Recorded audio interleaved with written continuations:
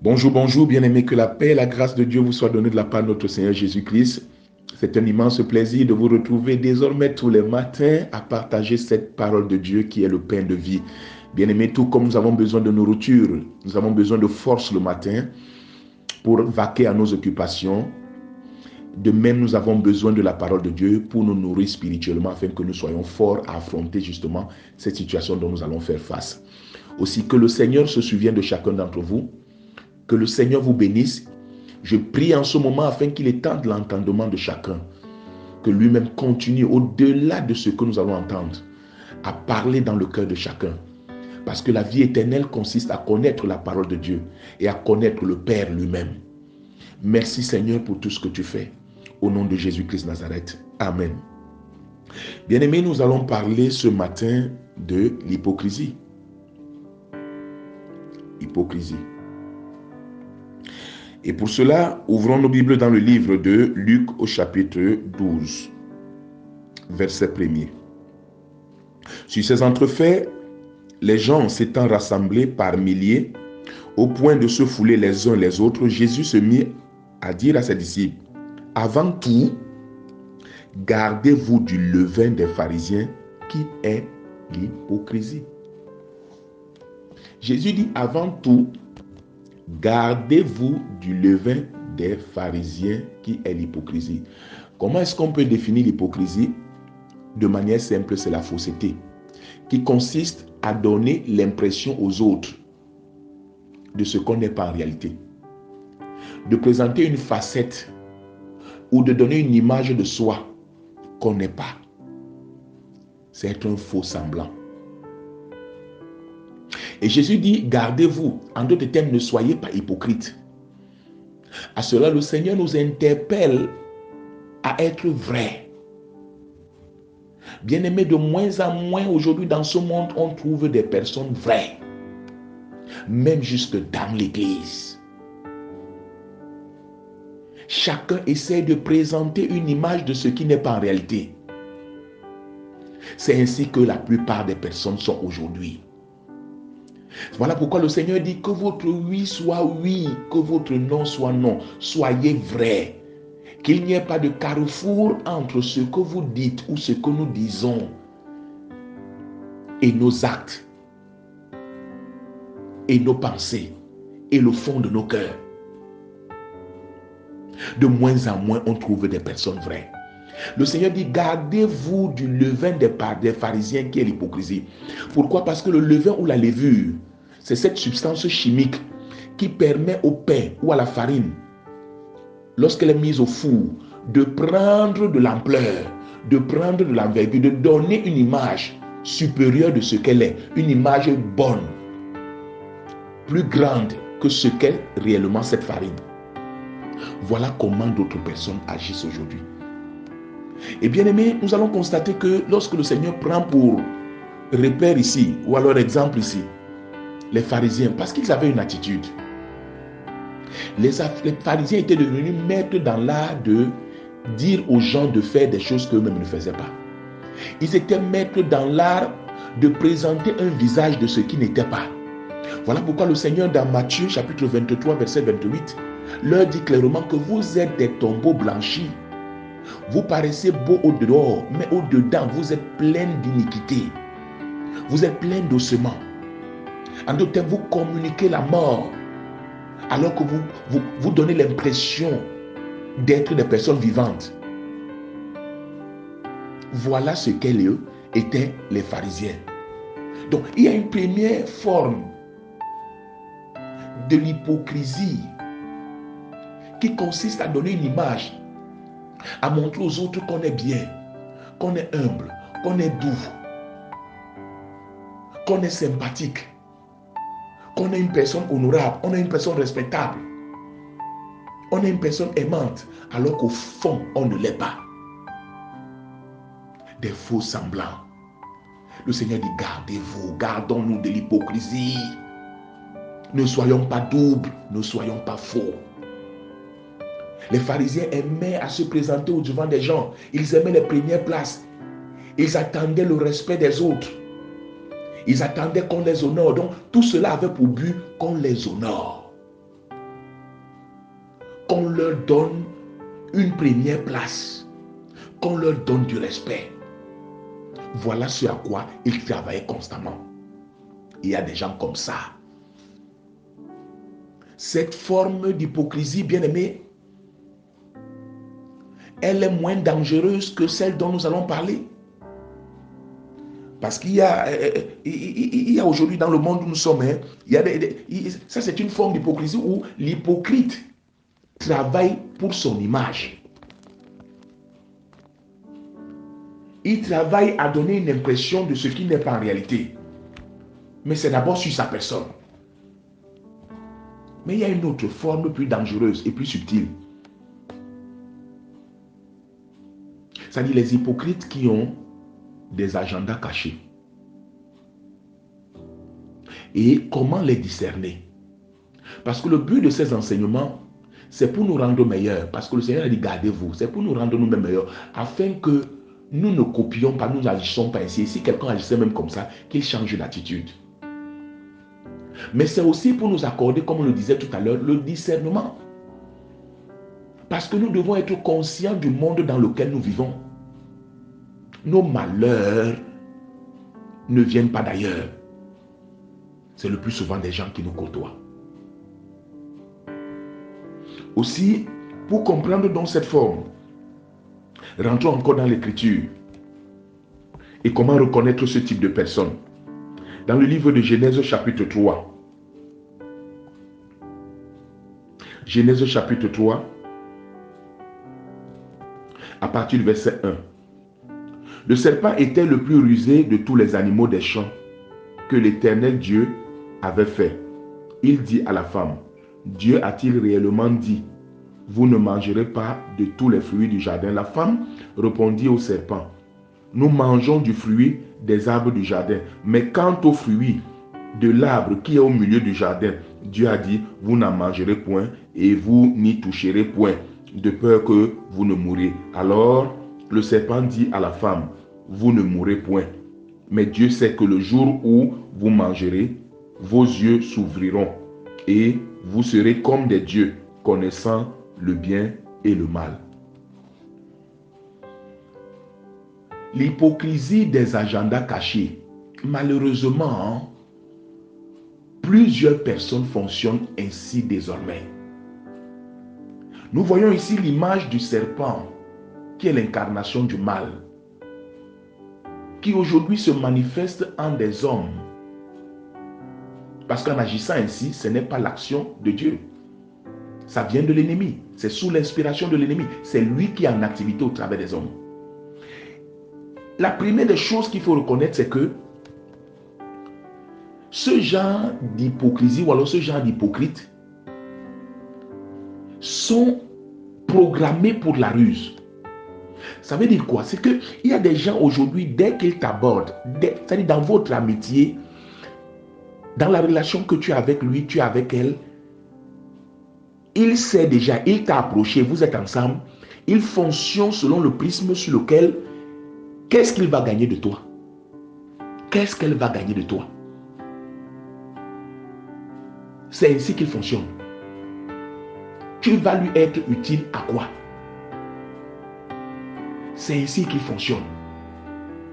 C'est-à-dire, tout mouvement que tu pourras donc faire, toute action que tu pourras faire autour de lui, il essaiera de capitaliser ça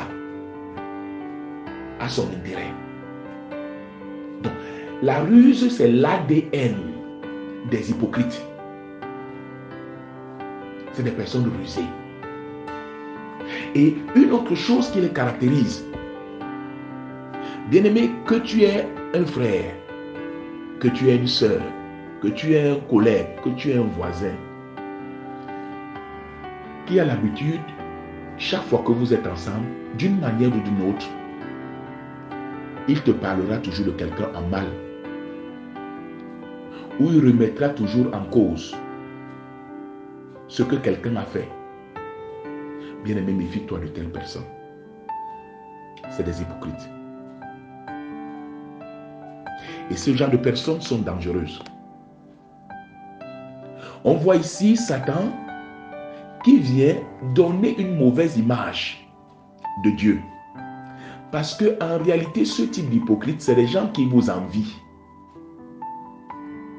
Et ils se distinguent des jaloux, en ce sens que, devant vous, ils ne vous critiquent pas.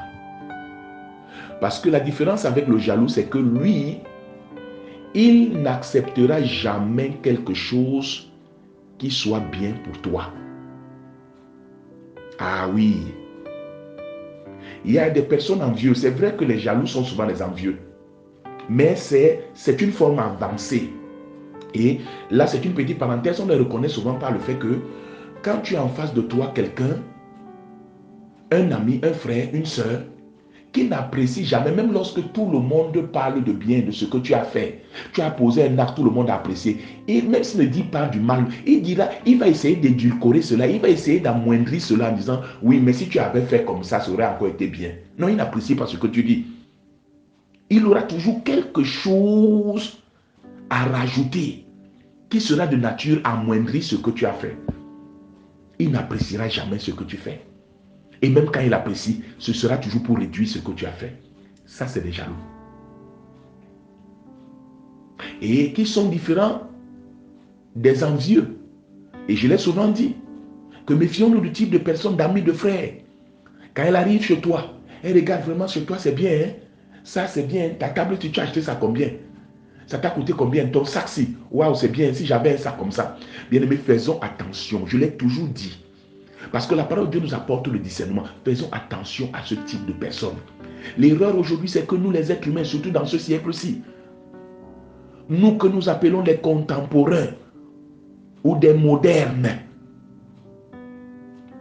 nous sommes toujours prompts à parler, nous écoutons très peu.